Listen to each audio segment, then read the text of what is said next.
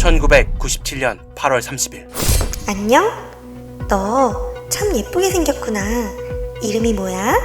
박초롱초롱 빛날이에요. 와, 이름도 너무 예쁘네. 너 아줌마랑 재밌는 곳에서 같이 놀래? 하얀 피부에 커다란 눈망울, 단정한 옷차림에 빨간 가방을 맨 9살 빛나리 양에게 한 여자가 말을 걸었습니다. 서글서글 웃는 모습에 큰 의심 없이 빛나리 양은 그녀를 따라 나섭니다. 아이가 도착한 곳은 어느 낡은 건물의 지하실. 아줌마, 여기 예쁜 인형이 많아요. 응, 많지. 여기 재밌는 장난감도 많아.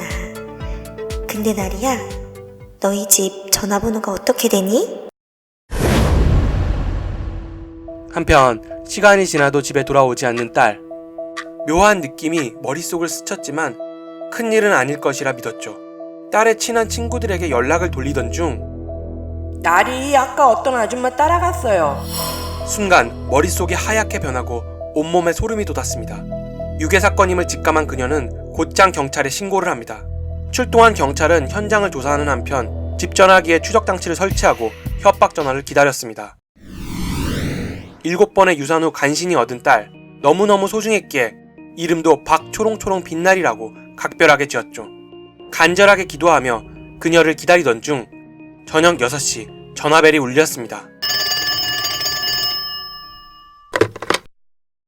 나리네 집이죠? 나리는 잘 있어요.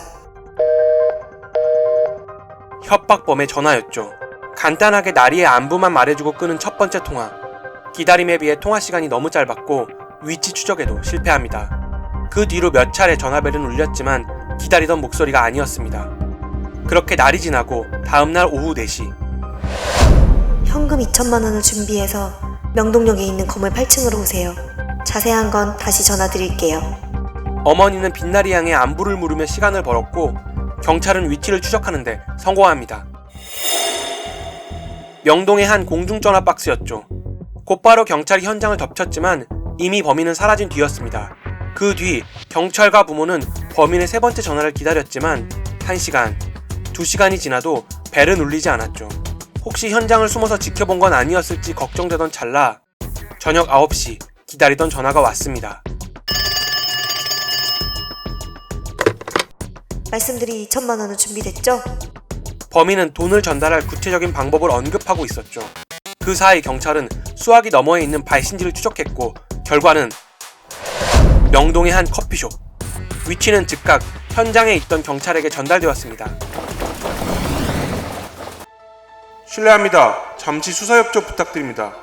경찰은 출입구를 봉쇄하고 커피숍에 있는 사람들에 대한 조사를 시작했습니다. 현장에 있던 사람은 남자 1명, 여자 12명.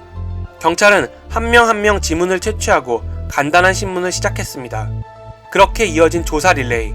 3, 4명쯤 검문을 끝마쳤을 때 여기 배가 아파요.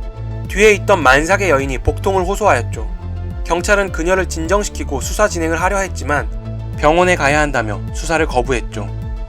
영문도 모르는 검문에 기분이 나빴던 시민들도 그녀를 옹호하고 나섰습니다. 아직 구체적 이유를 밝힐 수 없던 경찰은 지문만 채취한 채 사람들을 모두 돌려보내게 됩니다. 그날 이후 빛나리 양의 부모님에게 유괴범의 전화는 더 이상 오지 않았습니다. 99년 9월 8일 그날은 빛나리 양의 8번째 생일이었습니다. 가족들은 당장이라도 환하게 웃으며 집으로 돌아올 것 같은 그녀를 기다렸지만 사건은 더 이상 단서가 나오지 않으며 미궁으로 빠지고 있었죠. 그렇게 3일의 시간이 더 지나고 한 통의 전화가 경찰서에 걸려옵니다. 제가 범인이 누군지 알고 있습니다. 커피숍에서 범인 검거 실패 후 경찰이 공개 수사를 결정하며 전 국민에게 빛나리 양의 유괴 소식이 전해졌습니다. 이때 추정되는 범인의 인적 사항과 협박 시 녹음된 목소리도 송출되었죠. 이 방송을 들은 50대 남성 전씨. 손이 떨려오기 시작합니다. 경상도 말씨의 20대 목소리. 너무나도 익숙한 말투였죠. 전씨는 다시 한번 또다시 목소리를 들었지만 확신은 커져만 갔습니다. 그는 그렇게 목소리의 주인공을 찾아갑니다. 불 꺼진 집의 초췌한 모습.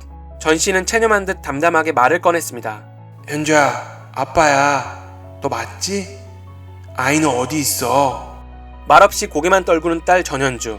아직 너무나도 젊은 20대 중반. 그녀는 어떻게 여기까지 오게 됐을까요? 부유하지는 않았지만 공무원인 아버지 밑에서 자란 전현주는 남부럽지 않게 성장합니다. 글쓰기에 관심을 보인 그녀는 늦가기로 모 전문대학 문해창작과에 입학하였고 연극인 지망생 남자친구와 결혼까지 하였습니다. 가난했지만 행복했죠. 하지만 신혼생활의 달콤함은 그리 오래가지 않았습니다. 남편은 인형극단을 운영했지만 실패했고 사치까지 있던 전현주가 3천만 원의 사채빚을 지게 되며 생활고가 더욱더 어려워졌기 때문입니다. 현실을 벗어나기 위한 잘못된 선택. 아주머니요, 집에 보내주세요.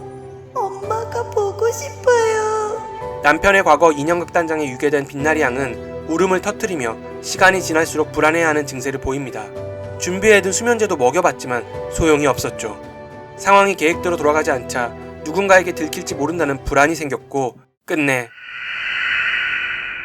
박나리 양을 목 졸라 살해하고 맙니다. 이거 먹고 우리 사람들에게 사줘야죠. 너무 두려워 말고 아빠도 곧 따라갈게.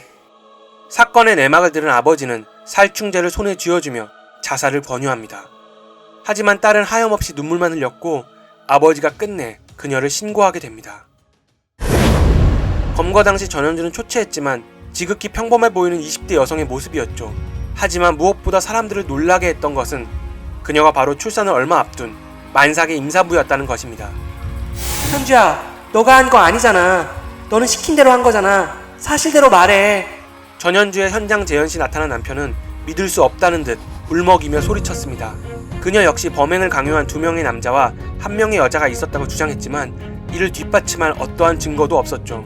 결국 그녀는 단독 범행을 인정했고 빛나리 양의 행방을 묻는 경찰들을 곰팡이와 거미줄이 무성한 건물 지하실로 인도합니다. 그리고 커다란 배낭을 손으로 가리켰죠. 그곳엔 형체조차 알아볼 수 없을 만큼 부패한 시신이 있었습니다. 시신은 코와 입, 손과 발이 모두 테이프로 감겨 있었고 목에는 졸린 흔적이 역력했죠. 천사같이 예쁜 나리는 싸늘하게 식어 있었습니다. 전현주는 죗값으로 무기징역을 선고받았고 교도소에서 자신의 아기를 낳게 됩니다. 그녀는 과연 자신의 아기를 보고 어떤 생각을 했을까요?